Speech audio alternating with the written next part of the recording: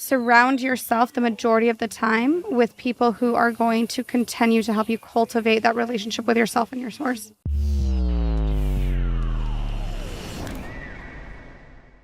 Hi, welcome to another episode of the Freedom Culture Podcast. We are here with Miss Jordan, epic woman. And we're here to talk about truth, speaking your truth, living in it, divine feminine, masculine. I'm super stoked for this conversation. Welcome, Jordan. Hi, Jordan. Hi, guys. Thanks for having me. Yeah, so we were just talking briefly before this, and you give or host events about finding your divine truth and living within the authenticity of who you are.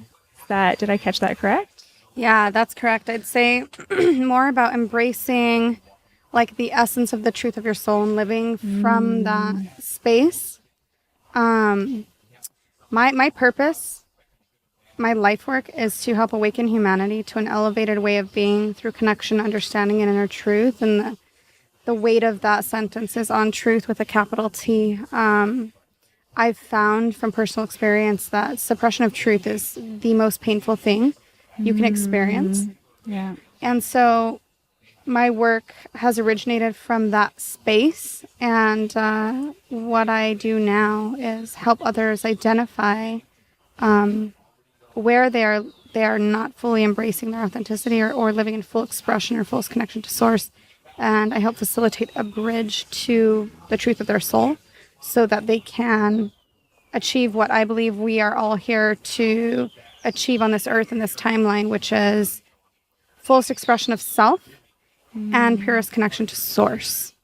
And I have retreats in a women's event, specifically for women around this topic. Yeah. Sounds like something I could have used years ago. Would have saved me quite a journey. Not that I regret it, but yeah, it sounds brilliant. Well, and that's what they're for. You know, I feel the same as you. It's through my own experience, and you know, we just had some brothers on the stage here at Envision talking about this exact thing, that the road to bliss and evolution and ascension and higher consciousness does not have to be one of struggle. And a lot of us took that route. And so if I could help others to kind of move into a space of trusting their highest purpose and showing up in authenticity before the universe kind of bitch slaps them into that, then I figure I better offer my gifts to help that happen. Yeah, that sounds great. So what does that look like? They're group events? So I host a women's beginner spiritual awakening event in Tulum, Mexico in February. And then out on the Native American Pueblo in New Mexico in July, we have Become Your Truth. This will be the third annual Become Your Truth. And that's a 3-day event for 111 women. And it's a women's empowerment event. Wow. It's golden. It's so much fun. It's really unparalleled to any other women's event that I've been to. What we do is we don't sell from stage. We don't do anything like that there. This isn't a funnel into something else. It's literally a safe space to come unmasked and know that you can then go out and integrate your learnings, keeping that mask off, and you're safe to then be received by the world from that space of who you truly are at your personal core of your essence. And then in September, I have Truth Expanded in Italy on the Amalfi Coast. And that is essentially like a deeper and more extensive version of Become Your Truth. It's an invite-only retreat for 10 women. And so we take them out to the Amalfi Coast and we go deeper into almost an immersion process. And in December, in Costa Rica, I host my leadership training for women, and essentially that is women who have done this work. Like Jerry, you would be a perfect example of somebody who would be a good candidate for that event. It's somebody who has already been in the work, and they are now impacting other women. And I walk them through how to be the most impactful in their leadership role, staying in the integrity of the truth of who they are. Yeah, important. And these are all annual? Yeah, 4 annual. So it's essentially like an event every quarter. the 3 retreats, and then the Become Your Truth in July. So in between, how do you find recharge? Like, how do you kind of ground down and be like, okay, that happened. Now I'm going to recharge. What does that look like for you? So recharge for me is about environment and, your core circle, your core tribe. I personally, right now, my home base is in Costa Rica. Yeah. Because I love the weather, the nature, the Pura Vida lifestyle, the people here. Yeah. I also travel a lot, and I invest a lot in myself. So I have some coaches that I work with to continue my evolution. And then my core tribe, I'm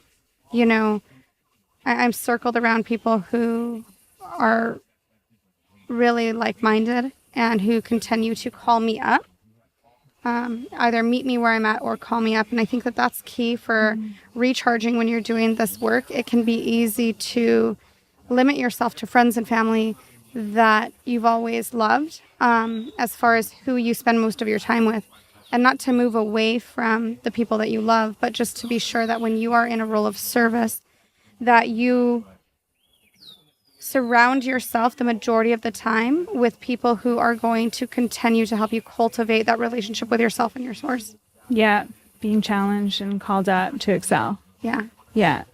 That sounds brilliant. Thanks. I love it. So how, if I may ask, Jordan, how did that challenge of being like brought up or called up or pulled up, this full expression, but then also clearly you're talking about soul essence. How did that start showing up for you? Like, where was this first spark where you're like, oh yeah, this is me. This is the essence of who I am. I have to do this. Well, I remember I was in a very toxic relationship, and I was told by multiple people that loved me that my spark had died. That I always had this like light, this energy, and they couldn't see it. I was dulling. I was like a empty shell of myself. And so I started to pay attention to that and then recognize where I had been suppressing like my truths in order to please not only this other person, but other people that I had brought into my experience, right? Because who you're spending your time with is going to be reflected back on like the energy you're putting out, and the energy you're putting out is going to attract what you're bringing into your world. And so I kind of got in this downward spiral, and I remember feeling one day like, this is not who I fucking am.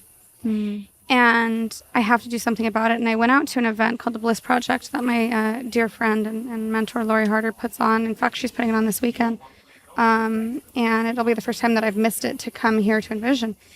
And I was at the Bliss Project, and it was the first time I walked into that room, and I said, I don't know what this is going to look like. I don't know if everyone's going to hate me, if I'm going to be received well, but I'm going to come in unmasked because I don't like this feeling of not showing up as myself. And I did that, and I was so loved, so held, so well received. And I saw other women speaking on the stage and helping not just me, but everyone there in their process and their evolution. And it just clicked in that moment. I was like, I'm supposed to do this. And I have not just the educational background and the well-versed career background, but I have the life experience to help others hopefully transmute or enter into an awakening without the struggle. Yeah. Yeah. So I think, did that answer your question? I think it's a good start. I guess when it goes to the word soul essence, this is something I work with since years myself. I also have several clients I support in that, and it's like a daily kind of journey. My teachers also speak about it. I think the word essence is just like super fucking powerful because we're all here as an expression of the divine one soul. We're in these individual avatars and angles and perspectives of reality. So I'm just really curious how playfully easy essence can come out. So thank you for clarifying that question. Yeah, so that's how I just expressed was how I originally got started, like in the work.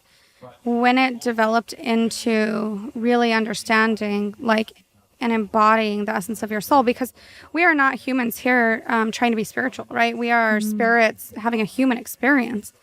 And through my own commitment to the evolution of self, it started becoming very clear that we weren't just talking on a 3D level here, like, hey, show up and express yourself. It was literally embodying the spirit and starting to allow spirit and the spirit of one to move through you for the betterment of all.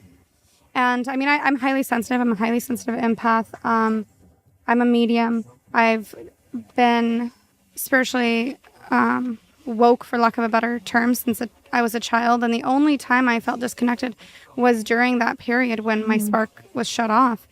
So as I began to re-embrace myself and show up authentically, like in human form, my spirit started to come back into play. And then I created an understanding around, this is not about me. This is about we, and my gifts are not so much gifts, but they're a divine responsibility that I have been gifted with to use. So with that responsibility, I sank into the space of understanding that my only requirement was to get out of my own way and allow spirit to move through me. And so when I share with the women I work with, and now men too, and I'm doing some co-ed work now with it, we'll move into that. But I really felt the need to start putting that at the forefront of my work, which is, I am not special. I am not more enlightened than any one other person. I'm just committed to allowing spirit to move through me. So when we talk about soul essence and your actual truth, this isn't the truth of my personality on a human basis. This is the truth of how my spirit wants to come through and how source energy wants to move through me in this experience. And so allowing others the permission by leading by example,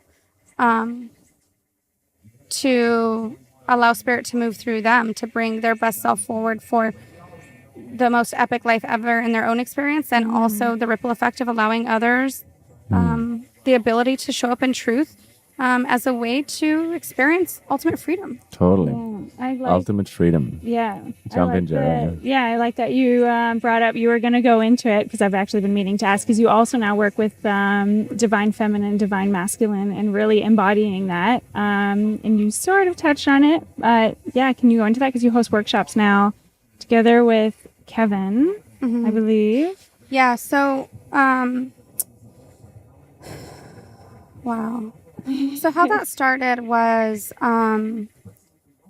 you know, I've empowered women for so long, and we've had the Me Too movement, feminine rising, and all this stuff. And I started noticing a theme, and it was women rising up, but then some women who were maybe not guided, I don't want to say correctly because that would be a judgment, but maybe women who were guided from a space that was not super consciously entered, were rising up in the attempt to overpower men, which actually creates an imbalance. And in my personal belief system, the feminine rising was for the purpose of creating a harmonious balance with the masculine for the objective of oneness. And so, you know, having excluded men for a long time from my work, because I used to be a professional fitness competitor, and I didn't want to mix the intention of who was coming into my space. And that was a fear and a lack, you know, thing at the time. But then I had just gotten so into my work with women, and I started seeing some patterning. One, women that I had worked with that were fully starting to embody all that I share and teach about were leaving their husbands behind. And the other is some women were just going full force in this, like only embodying their masculine energy, not creating a balance and alchemy within themselves, which was not leading towards the ultimate goal of creating that balance. So I decided to bring somebody really dear to me, Kevin Orslan, who was doing essentially the mirroring work of mine with the masculine, into one of my all-female spaces for the objective of allowing the women to see an embodied, healthy masculine and experience him, and to help me co-create and embody and set an example for an embodied masculine, an embodied feminine, and a divine union, and share and show these women how to create that within themselves, the balance of masculine and feminine within themselves first, and the understanding of the alchemy of that, and then moving into their relationships with the masculine in their lives, and the purpose of rising for balance and not for overpowering. Yeah. So we came into that retreat. It was the most powerful work I had ever done, and him too, from what he shared with me. And we just realized the importance of it. And we also acknowledged how much more impactful it would have been had those women's husbands been there. So we have now decided to co-create a couple events. So we are going to be hosting a co-ed immersion in Italy in September as well, after my female retreat. And then we do one-on-one immersions, 3-day immersions for individuals and or couples. And then in February of next year in Tulum, we're hosting a couples retreat for the objective of clearing any wounded masculine and wounded feminine. And I say clearing very lightly because, like, this is a practice, right? We have to cultivate this shit within ourselves and within our relationships. But the beginning of really learning how to co-create that balance and honor it and embody the archetype of queen and embody the archetype of king and moving forward in the power of that purpose. And so, yeah. I love that. I love that the balance, because I've kind of always felt that with the Me Too movement, yes, the women need to be brought up, but it is like if the women all of a sudden step into this thing of power and the men are subjected or submissive to that, then you have a whole other problem. Right. I mean, it's like for lack of a better example, it's like telling your husband to sit down to pee, right? So you have to still allow them. I mean, here's the other thing too. Femininity is not weakness. And I think a lot of women feel in order to be strong that they have to compete with the masculine or show up in this like intense power energy. I'm equally as powerful in my feminine, in my seduction, in my soft voice, in my intention, in my ability to connect, right? I don't have to move into full action space, in my ability to receive and to understand. And so holding this understanding of, hey, in order to be powerful, you don't have to wash away all of your feminine qualities and pull in this masculine energy. You can actually stand in your feminine and be powerful. And with your partner at home, there is nothing weak about submitting to your partner, about co-creating and playing the role energetically to create this balance. Because you're absolutely right, Jara. I mean, at the end of the day, if the patriarchy turns into a fucking matriarchy, we have the same problem in the opposite. Yeah. And so, you know, for anyone listening to this podcast, and if it resonates with you, you can find me and learn more about my work at theunicornway.com or the Unicorn Way on Instagram or Facebook. But at the end of the day, you know, if you're feeling like, hey, something's off in self or in my relationship or my connection to the opposite sex, chances are you're not actually showing up in the true essence of your soul and your nature in the body that you chose to embody in this lifetime and bringing forth the full power of that, nor are you creating that balance of masculine and feminine within yourself. Yeah. And we'll make sure to put those links in the comments so that it's easy to find for people, because I think, like, this is so important, this work. It's super important. I think for me, I want to just add like a little nuance to it. I guess because you were explaining that you started with just women's circles, which I think have like an incredible value, and then now the evolution is kind of like, you know, to go into the esoteric terms, like the scene culture of realizing there is a complementarity in the man and the woman, cultivating that together actually. So I believe in both the importance of individual work as men or as women, but then very much also for us as individuals to realize the gender you're embodying doesn't even matter. The feminine and masculine energy is real. And overall, it might be a 50-50 split, but on one day it might be a 70-30. Exactly. In another moment, it might be a 20-80. And knowing thyself that deeply, for me, is, oh man, it's just a practice every day.